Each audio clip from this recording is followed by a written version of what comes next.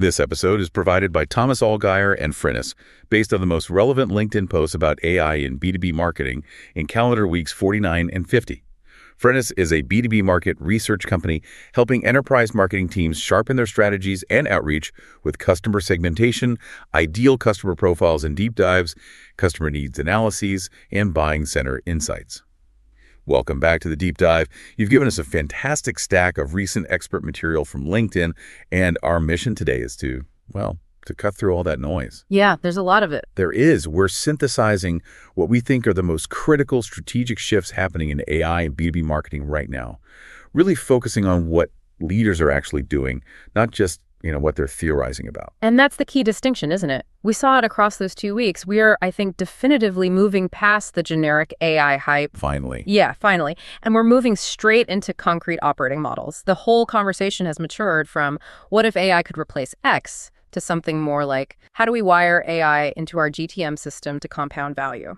And those areas where value compounds are very specific.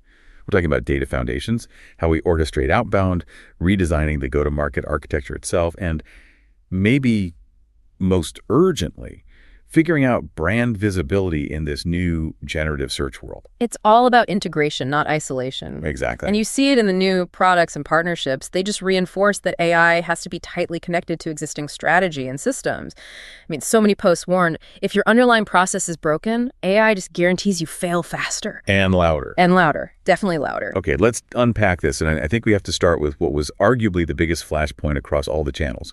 AI, SDRs, and the whole outbound motion. It feels like the SDR role is being completely redefined as we speak. It is. The initial hype cycle, that idea that AI SDRs would just replace humans wholesale, that's completely finished. Thank goodness. The entire conversation is now focused on hybrid augmentation. These systems are framed as force multipliers for teams that are already effective, not some kind of Band-Aid for a weak GTM model. Okay, but here's where the data gets really interesting. George Vitko shared evidence that AI-written emails can actually outperform human ones. But there's a massive caveat, right? A huge one. They only succeed when they follow specific time-tested frameworks. Things like relevance, a bit of humor, authority, and just perfect timing. So the AI is just scaling better fundamentals. It's not inventing them. Exactly. But this all rests on the quality of your data foundation. I mean, Saad Khan delivered a major warning here, talking about the danger of building spam cannons. I love that analogy. Yeah. Tell us more about this GTM Maslow's hierarchy of needs he described. Okay, so he says AI SDRs, or, fully autonomous GTM, that's level 5. That's self-actualization. The top of the pyramid. Right at the top. But level 1, the absolute foundational need, is identity. And that means clean, accurate CRM data. Of course. And if you skip that, if you're working with garbage data duplicates, old emails, whatever, the AI SDR just confidently engages the wrong person with the wrong context. It's automated confidence, but it's aimed squarely at failure. And that's a costly mistake. It doesn't matter how sophisticated your language model is if it's emailing a duplicate contact who left the company 6 months ago. It's just getting louder, not smarter, as Khan puts it. And we saw this play out in the real world, too. Amir Gausi mentioned Ramp actually shut down a very successful AI outbound program.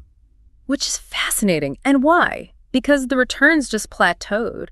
Once everybody in their industry was using the same tools on the same data, the edge was gone. Automation becomes a commodity that fast. Instantly. When everyone sounds the same, nobody cuts through the noise. So the strategic lesson there has to be, what, a hybrid approach? It has to be. Chris Ritson summarized the winning model perfectly. He said AI handles the busy work, the list building, the CRM updates, the first follow-ups. All grunt work. Exactly. And the human handles the relationship, the complex stuff, the negotiation, and that deeper personalization you need to build trust. Speed plus trust equals more revenue. That's the formula. If you try to fully automate the trust part, you are going to fail. And David Meyer argued you shouldn't even choose between AI SDRs and in-house SDRs. Right. She says you design a fluid hybrid system. And Scott Stringfellow even predicted the SDR role itself splits. Splits into what? Into tactical callers who focus on that high-value human touch, like the cold calls and nurturing relationships, and GTM engineers who are the system builders.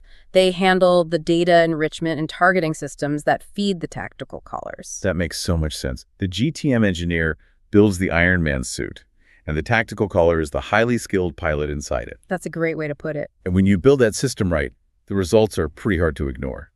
Submit and shared results from a pilot. $600 in pipeline in 3 weeks. With zero human outreach. Zero. And they jumped from a 1.4% reply rate to 5.2%. And that success was all about orchestration. He talked about wiring together tools like Clay, Clearbit, and SmartLead. It moves beyond simple automation. The system is now acting with autonomy, making decisions in real time. Which brings us directly to our next theme. It does. The Success Summit saw wasn't just about better emails. It was about the underlying system, the wiring. And that leads us to theme 2, GTM strategy, and seeing AI as an operating system, not just another tool. And the core warning here, it came from leaders like Alon even, was that AI amplifies whatever GTM structure you already have. For better or for worse. Exactly. If your ideal customer profile is fuzzy or your positioning is weak, AI just makes those broken processes faster and, frankly, more expensive. Ali Qureshi noted this leads to AI panic, not AI maturity. Right. So the message is still master the fundamentals first. So for leaders redesigning their systems, where is the most unexpected leverage? Where are the big games? It's in unlocking what David Krager called previously uneconomic work. He said the biggest gains aren't in replacing common tasks, but in enabling work that was just too expensive or tedious for humans before. Okay, give me a concrete example of that. Sure. His example was having AI automatically review 500 new leads a week just to filter out the bad fits before they ever hit an SDR's queue. Wow. That single process saved 83 hours of manual work. That level of meticulous, continuous filtering was just too slow and expensive for a human team to do consistently. So it's high-value, previously impossible work that the system now handles.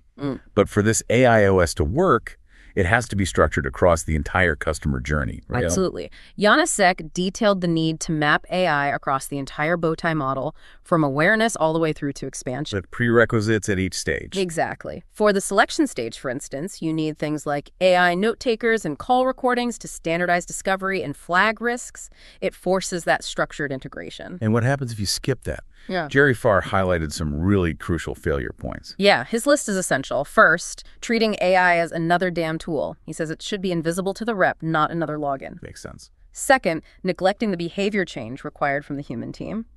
Third, poor data hygiene, which is our old friend. Garbage in, garbage out. And the last one. Missing GTM domain expertise among the people building the AI systems. That's a huge risk. If your system is built by engineers who don't deeply get sales cycles or customer pain points, you just end up with expensive automation theater. A perfect transition to our third theme, the expanding AI stack and platform convergence. It feels like the real competition isn't over who has the best model, but who controls the integration layer. It definitely seems like the CRM is becoming that core AI engagement layer. Absolutely. Shashi Bellamkonda pointed out that the Salesforce acquisition of Qualified validates this shift from conversational marketing to agentic marketing. Agentic marketing, I like that. Yeah. Qualified's AI, Piper, it acts autonomously, it engages visitors, books meetings instantly. It's basically killing the passive contact us form. And HubSpot is moving in the same direction. Juliana Garcia highlighted their new Run Agent Workflow Actions feature. Built right into workflows. That's key. It lets the agent enrich leads, qualify them, and personalize emails automatically without needing a bunch of third-party hacks. And this move towards agents is about more than just content, right? Ilya Ozebsev detailed using Claude's Model Context Protocols, or MCPs, to make AI operate tools. Right, we're talking about AI actually querying HubSpot, building NAN automation flows, prioritizing LinkedIn follow-ups. So the AI isn't just generating text anymore, it's becoming the operational executor. Which means the marketer's job is fundamentally shifting. Kieran Flanagan said the winning marketers are building a personal army of apps with models like Opus and Gemini. They're turning their domain expertise into a software advantage. An advantage that competitors can't just copy. Exactly. And that's why Philip Alexeyev stressed the need for durable AI skills focused on workflows, not just one-off prompt tricks. It's that marriage of proprietary knowledge and personalized software that creates a massive competitive moat. Okay, let's finish with our last theme, which honestly had the most shocking numbers. A truly seismic shift. AI-era SEO or AEO. This is huge, and it impacts every single marketer creating content. Tom Jacobs' takeaways from the GEO conference? They show that visibility in AI answers is now just as critical as old-school search rankings. The numbers really do flip the whole playbook on its head. They do. Let's just sit with this for a second. Tom Jacobs stated that only 1% of users click the links inside an AI answer. 1%. Just think about the gravity of that. If your brand gets cited, 99 out of 100 people don't even visit your site. They just trust the summary. So driving traffic via traditional links is becoming almost secondary to just making sure your brand narrative is present and model ready. And it gets even worse for traditional SEO. Brand websites account for less than 10% of AI citations. 90% come from third-party sources. News articles, LinkedIn posts, reviews. Exactly. So if your brand only exists on your own website, you are effectively invisible to these models. The implications are just profound. Marketers have to shift focus to making sure their story is right across all these channels. Tom Winter also reinforced that freshness is paramount. Content less than 3 months old is 3 times more likely to get cited. So the measurement changes completely. We're moving away from optimizing for keyword rankings, which was the foundation of SEO for decades. And we're moving toward optimizing for brand mentions and share of voice within the generated answers themselves. That's AEO, AI Search Optimization. Which raises a really important question that a lot of posts were debating. If these agents become so powerful, what's left as the human differentiator? Melissa Wildstein summarized it perfectly. She said, power without judgment is just risk. Even with these powerful agents handling the operational work, humans still have to define the intent, set the direction, and decide what good even looks like. So the future is AI handling the scale. But human judgment, ensuring it's used ethically, that it's aligned with strategy, and most importantly, that it builds trust. It's about building systems where AI accelerates scale, but human guidance keeps the entire GTM function focused on building real conviction and trust in those high-stakes B2B relationships. That was a tremendous deep dive. The core takeaway seems undeniable. AI is not a magic fix. It's an amplifier. That's the word. You have to prioritize clean data and a clear, integrated GTM strategy first. Only then should you invest in this human AI operating system. If you try to scale broken processes or use garbage data, AI won't just fail. It will amplify those bad outcomes, and fast. If you enjoyed this deep dive, new episodes drop every 2 weeks. We cover everything from account-based marketing, field marketing, channel marketing, MarTech, go-to-market, and social selling. Thank you for joining us for this deep dive into AI and B2B marketing. And here's a final provocative thought for you to mull over as you start designing your new GTM system. If AI is making the cold, transactional side of B2B easier and faster to automate, does that mean the next great competitive advantage will be the human salesperson's ability to demonstrate genuine empathy and build conviction in high-stakes deals? Remember to subscribe.